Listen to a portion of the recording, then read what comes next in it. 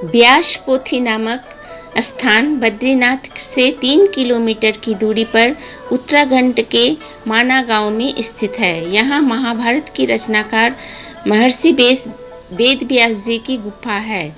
इसके समीप गणेश जी की भी गुफा है।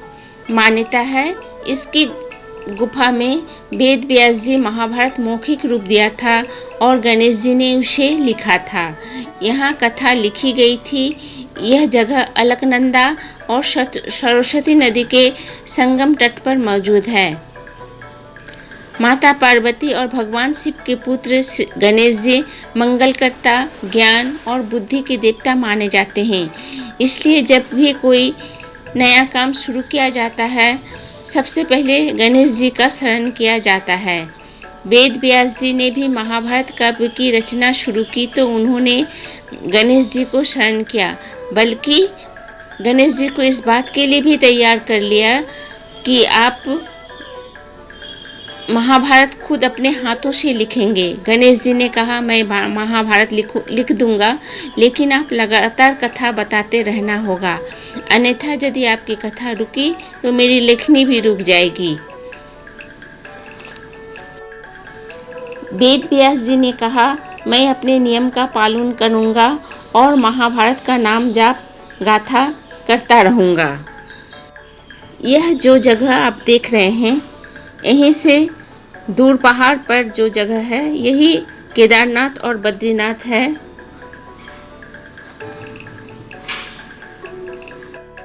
पहाड़ों से घिरा हुआ यह सुंदर दृश्य जो आप देख रहे हैं, यही माना गांव है। माना गांव भारतवर्ष का अंतिम गांव है। इसके बाद कोई भी गांव नहीं है और इसके उस पार चीन का बॉर्डर है। यहीं से चीन का बॉर्डर शुरू होता है।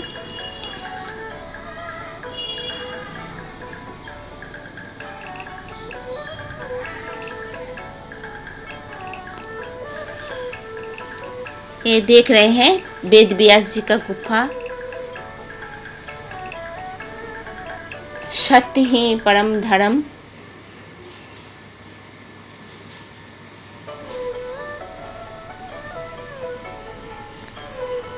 और ये जो लिखा हुआ आप देख रहे हैं, भारत की आखिरी चाय दुकान।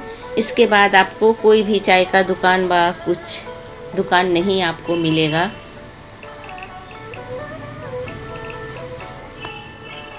यही भारत का आखिरी चाय दुकान है। कभी यहाँ आए, अपने आँखों से देखें तो बहुत ही अच्छा लगेगा यह जगह।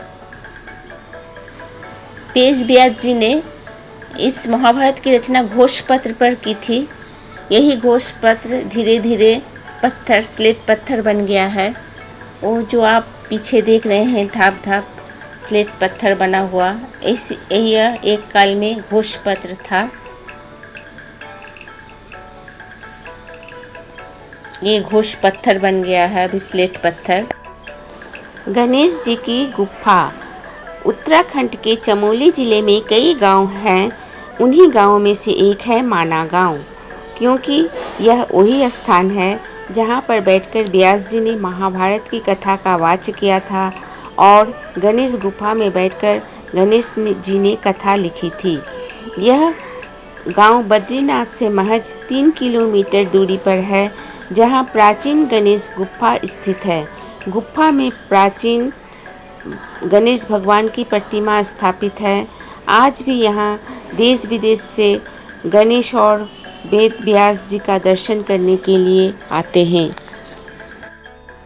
यह गणेश जी की गुफा बहुत ही प्राचीन है और यहाँ पर बहुत सारे लोग भक्त आते हैं और गणेश जी की पूजा भी करते हैं।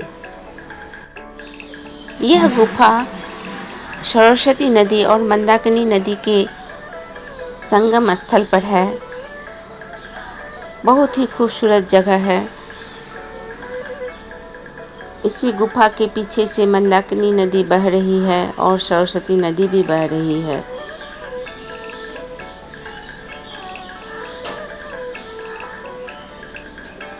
देखिए यहाँ का प्राकृतिक सौंदर्य कितना खूबसूरत है।